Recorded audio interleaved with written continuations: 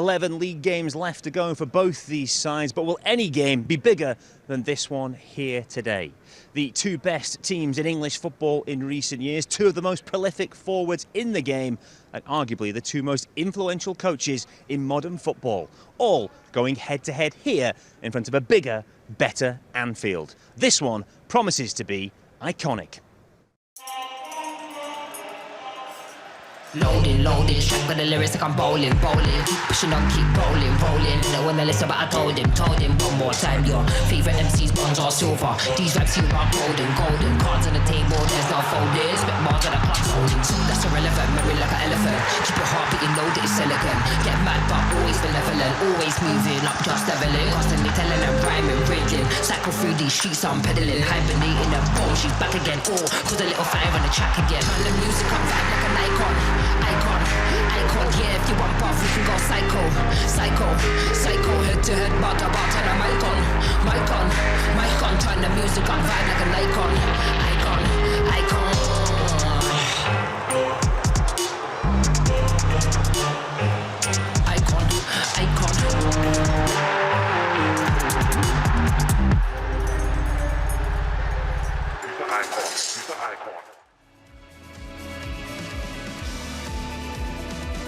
Who will rise to the occasion? Who will take the opportunity to shine on the biggest of stages?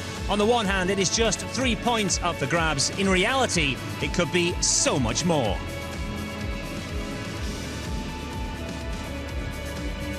It is Liverpool versus Manchester City in the Premier League. A huge game at any time, but this clash comes on a weekend when it feels like the title race has really kicked into gear. It's a 3:45 kickoff. We're building up to it, all live right here on LFC TV. Yeah, welcome along to Anfield and to Matchday Live, and a warm welcome to former Reds Phil Thompson and Charlie Adam are with me for this afternoon's entertainment, and it will be entertaining, there's no doubt about that. Tom, first and foremost, does this have that big game feel? Standing room only in the press room, fans excited around the ground. Does it feel special to you? I tell you, it does. It's great just walking the streets and you feel it. There's nervousness, there's anticipation, there's passion there. Everybody knows how big a game this is. And we were discussing it before, that the Man United game is always the biggest watched in the world. But this is getting there. This is pushing it over the last few years.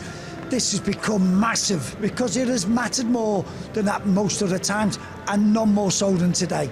They had been the two best teams in recent years. They had been the two sides fighting it out for the title. They are once again this year, but a slight change. It's a three-horse race for the league championship this time around. How does that change the dynamic, Charlie? Well, I'm hoping today's spectacle was a wee bit better than what I watched at Stevenage yesterday. So, again, but no, listen, I think the Premier League has been phenomenal, and these two teams have really driven the standard and the quality of the Premier League and the expectations of what the levels are now.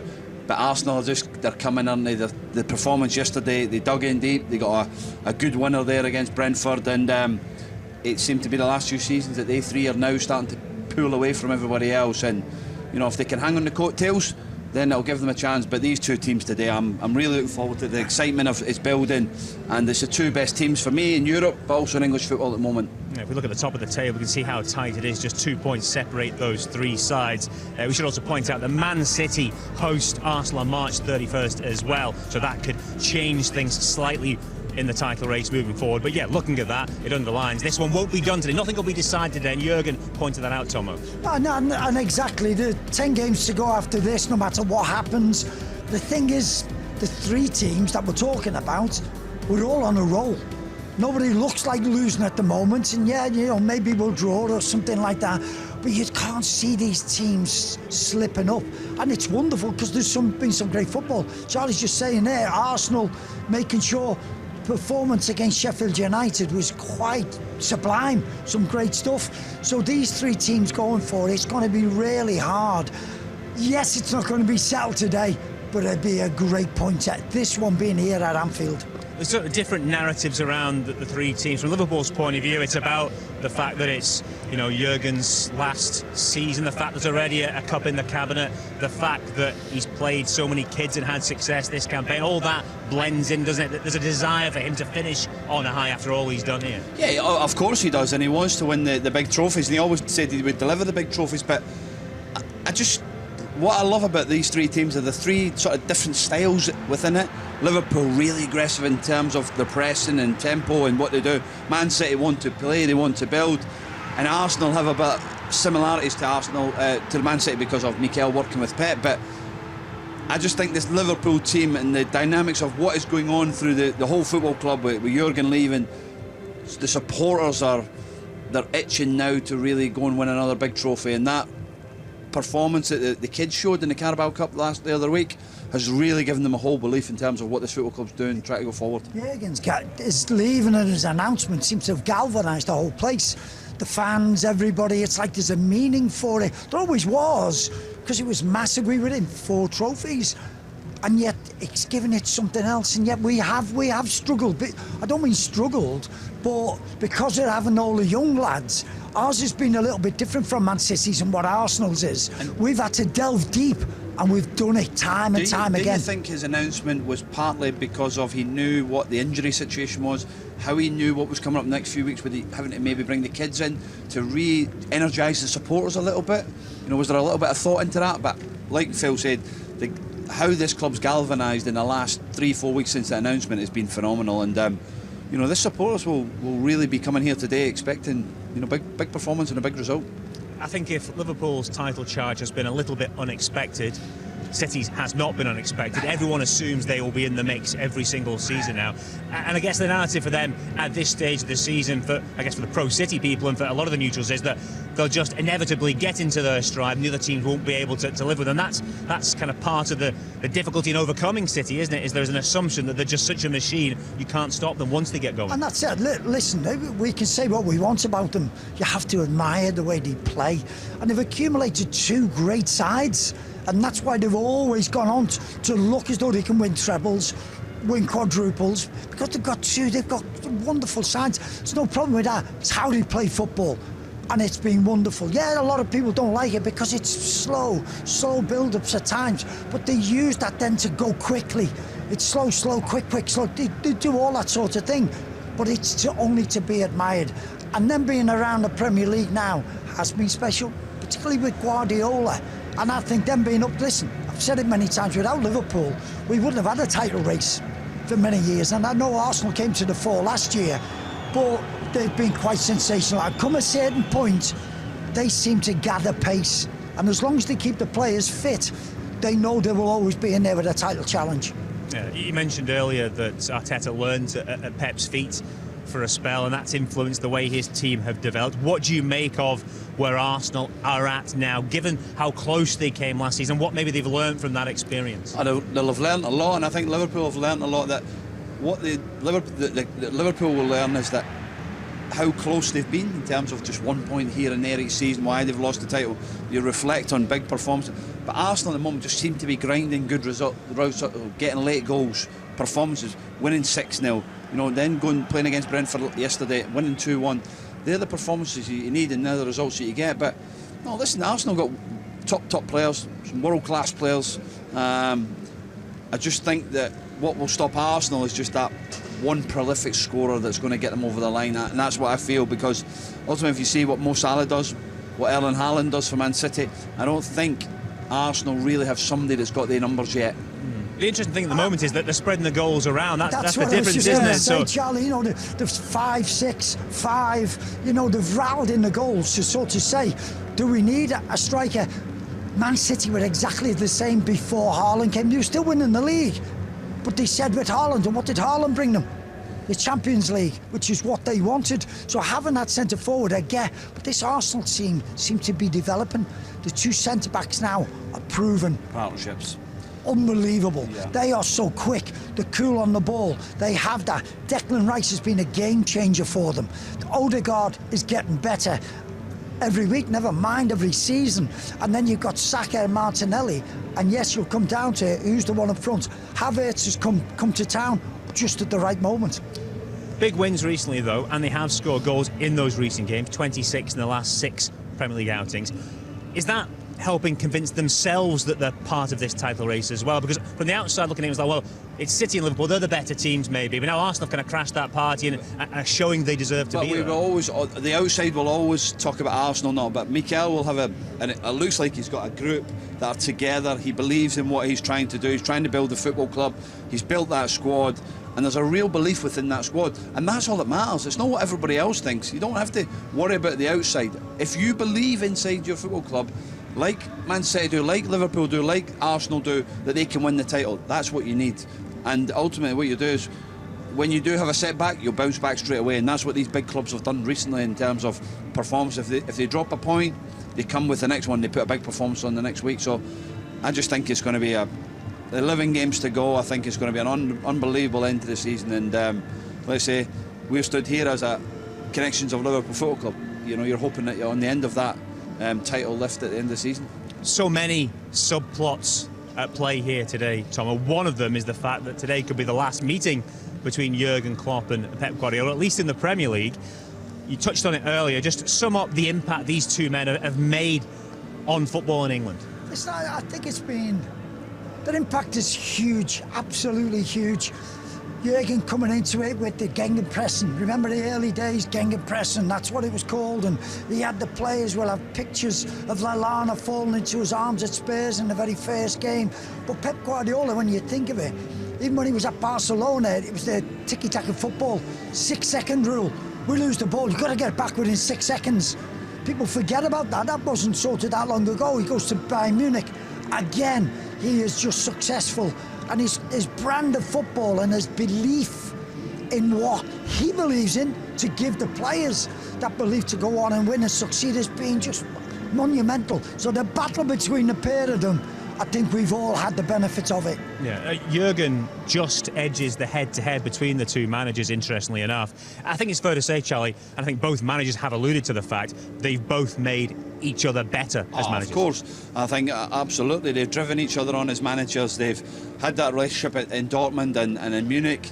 Now at Man City and Liverpool, they've driven each other. They've really drove the Premier League to another level and standard with what they do. But again, Pep and Jurgen have gone away and they changed the little bits in detail that they got. The principles of each team always will be the same. You know, I heard Pep speaking about it. The principles of the team are the same, but we have to find different solutions in terms of win football. At some point, you see John Stones, the centre-back, going and playing as a number 10. That's the evolving of the football game, of the way it plays. Jurgen then realised that he had to roll Trent Alexander into midfield because that's where he was getting the best of his capabilities of passing the ball. So these two have brought the Premier League to a different level, and they're making other managers now think about what they're actually doing, and it's incredible to actually stand on the side and watch it and see the detail that goes into it. It's genius. It's genius because it's quite easy, you move these players, but you know, Trent Alexander-Arnold's a right back, going in there, pushing into midfield, game changer. John Stones is a centre-back, for goodness sake. I know he's played at right back, but to go and play further forward and do such a job that he does, it's knowing your players and telling them, looking into their eyes and going, you can do this. I believe you can do it because you have the ability. And the players go out there and they think, my goodness, it's the same for every Liverpool player, same for every Manchester City. But I can picture John Stones on that bench and Pep Guardiola absolutely slaughtering him, having a go at him because he wasn't ready to come on. And now all of a sudden, he's talking about him as being one of the best players in European football. The other point that is worth reiterating is something Tomo mentioned earlier. Without Jurgen Klopp's Liverpool, there wouldn't have been a title race in recent seasons. If you look at the points total since Jurgen came in October 2015, Liverpool are the only team that comes anywhere close to Pep's Manchester City. He has done so much for the league in general and for keeping City honest, almost, if you want to call it that, in the title race. It's incredible. But again, sometimes, you know, when it's not until probably when Jurgen leaves or Pep leaves, we realise that these two managers have taken this to a whole different dynamics and where it's gone. Liverpool have been phenomenal in terms of consistency over the years, fallen just short on the odd point here and there. But again, you know, only one team can win the league. But if you're there and you're there every year, your opportunity comes. They got that opportunity, but again, they're in the right place at the right time now to go and challenge and be at the top end of the table when the titles are handed out. And you know, if this Liverpool team can go and put consistency together from now to end of the season, then they'll definitely be in the title race at the end. Two phenomenal coaches, two phenomenal teams, one fantastic match in prospect here today. Let's get the details of the starting lineups for it now from Peter McDowell. Yeah, thank you, gentlemen. Stood just yards away from the Manchester City and Liverpool dressing room, music blasting out there, but it feels like the nerve centre. It feels like the tension is close enough to touch at the moment. Much more than the 3 points on offer, but unlikely that this will solve anything for either team where this title race goes. Let's wait and see just how much of a white-knuckle ride it is. Let's take a look at the teams then. The big bone of contention was over Ibu Konate. Would he make it after lasting just 50 minutes of that game in Prague the other night? Not in the Liverpool squad, and also Mo Salah in the squad but only on the Liverpool bench, so it shows 3 changes from that team the other night. Let's get through it then. Kelleher in goal. This is his 12th Premier League appearance now, one more than his amount of Republic of Ireland caps, his 20th in total this season. How important is it that he's been playing so well at the moment in Liverpool sticks? It's Gomez, 3 different positions in that Nottingham Forest game. Looks as though that might be in a left-back position here today. Endo, Van Dijk, Diaz, who has 3 and 6 in Premier League football, really a man in form that will be so important to Liverpool. And Dominic Szoboszlai gets the nod as well, his first start in Premier League football since Chelsea at the end of January. Darwin Núñez with his 16 goals made his debut in the Community Shield against City back in 2022. His first versus Sparta, of course, the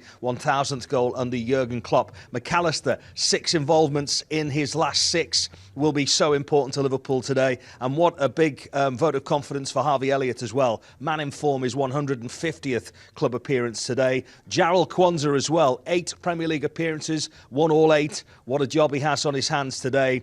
And also for young Connor Bradley as well. Started 10 of the last 13 before this, and he's given the nod as well. So Salah on the bench with his 19 goals, 1 more to make it 20. That would be 7 seasons running. He's got to 20 plus. He has 11 in 19 versus Manchester City. You wouldn't bet against seeing him today.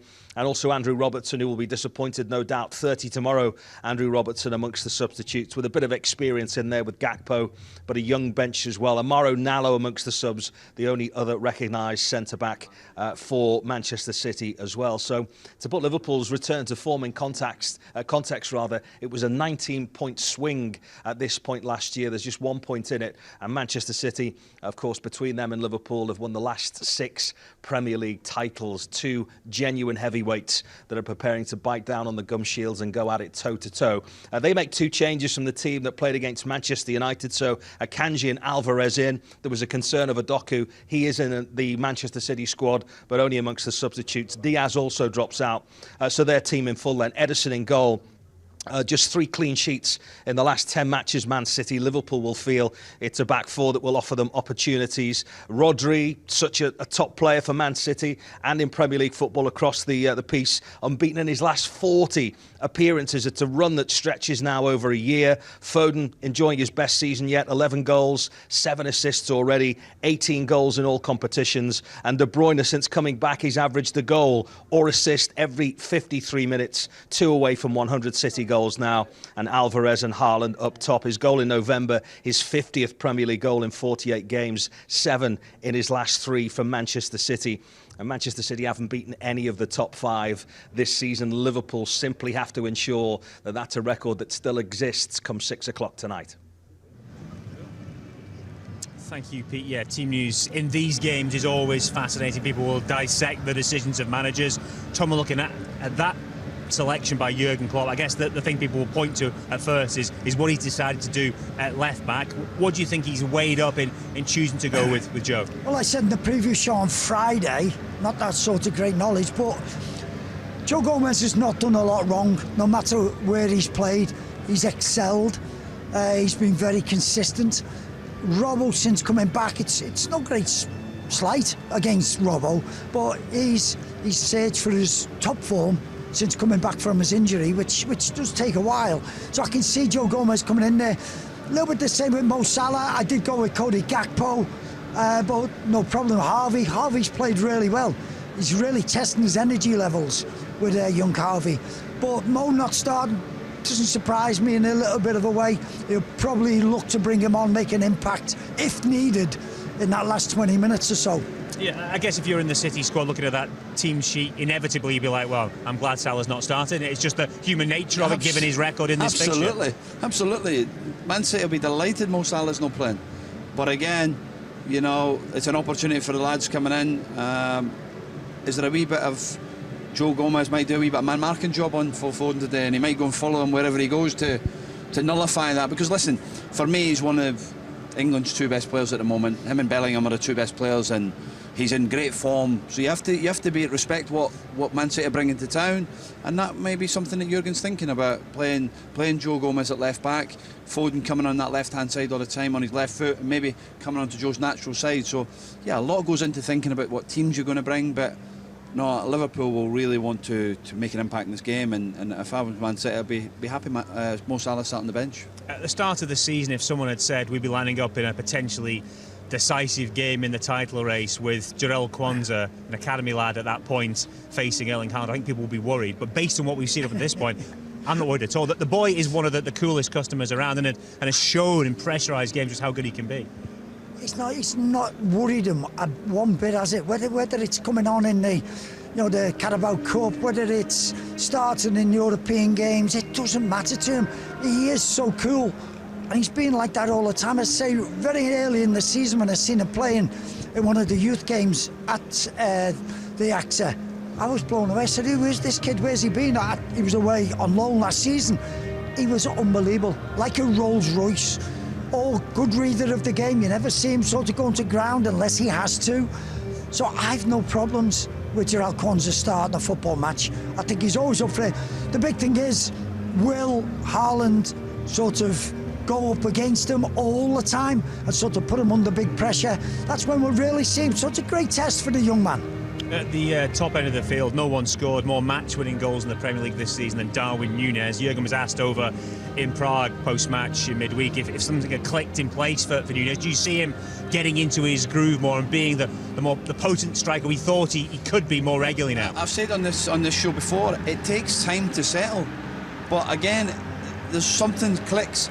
But ultimately with Núñez, and you look at how he does, I can imagine it's working with Pep Linders and little finishing sessions after training. That's when these are just getting the moments, being brave, being relaxed when you get in that position. And some of the goals he scored there have been phenomenal. But again, he's a big game player, and you know, we wouldn't be surprised to see him here turning up and scoring a goal. So Jurgen trusts him, he believes in him, like he does with Kwanzaa. There's no qualms of putting him in there, because he believes and he trusts what he's given to the football club before, that he can put him in there. And it's a big test for him, but it's a test that when you're a Liverpool player you have to take, and I'm sure that Kwanzaa will be relishing that against Haaland today. You know what? I think coming back to Darwin, I'd be having to calm Darwin down, because I can really see him being so up for this game. Remember his early games and getting a red card because he wants to please, and I think he's learning from it. His finishing has certainly got better, but I think he needs to harness it today and make sure, because he can be a handful,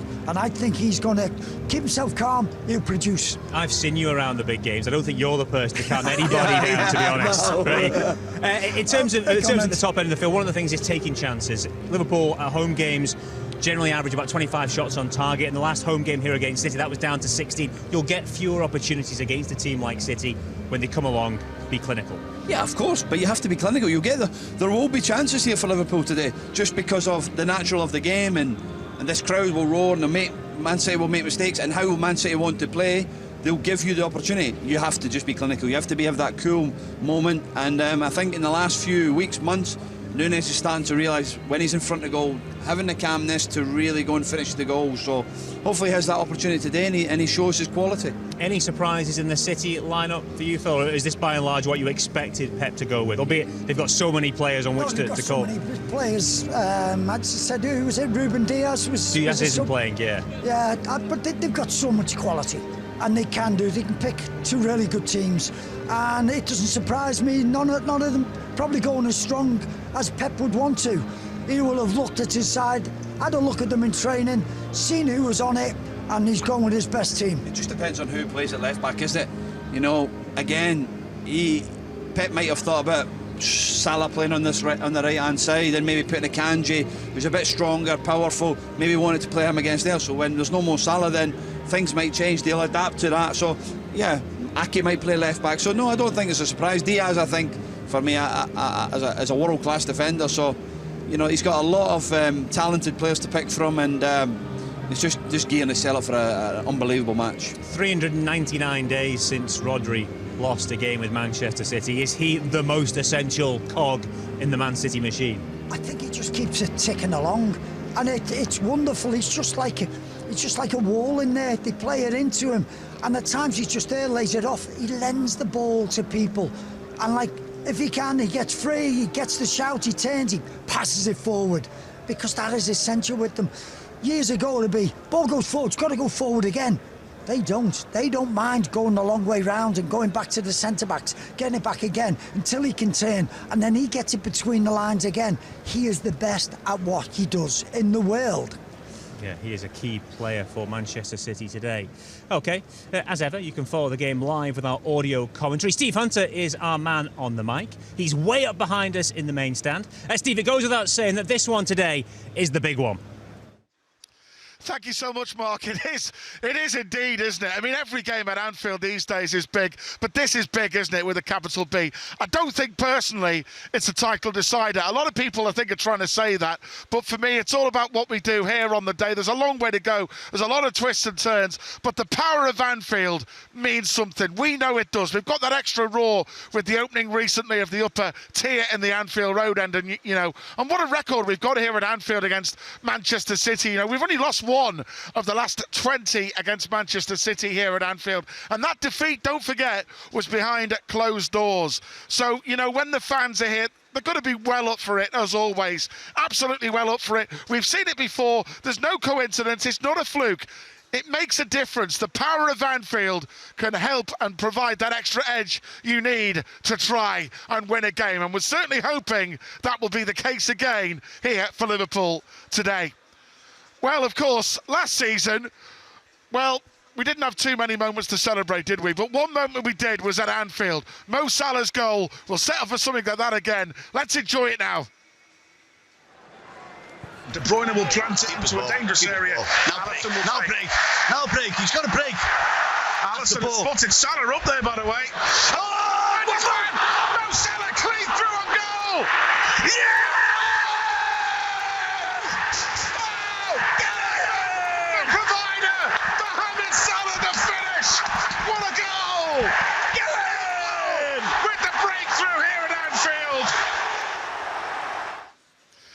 Well, I think if me and Aldo lose our voices again today, we certainly won't be complaining, will we? Let's hope Darwin Nunez can do the damage today. He's in great form, isn't he? Mark, it's all yours. Thank you, Steve. Yeah, that's all for the moment from us. If you're with us on social media, then we are saying goodbye. If you want even more from the three of us, though, then don't despair. You can find details of how to subscribe to LFC TV and LFC TV Go online at liverpoolfc.com/watch. If you are a viewer on either of those platforms, then we have the following coming up for you. Audio comms with Steve Hunter and John Aldridge starts just before the 3:45 kickoff. Then join us back down pitchside for our post-match show, which gets underway at about 6 p.m. The Reaction podcast will be available a few hours after the dust settles here at Anfield. Get that from wherever you would usually get your podcasts. Free highlights of the game are available on LFC TV Go, and the full match replay is on TV and Go at around about midnight. Inside Anfield is on YouTube and Facebook tomorrow. For those of you who are staying with us, we'll be back after a short break. When we return, we'll go deeper into the Liverpool starting lineup, plus we'll hear from the boss. We are back very shortly.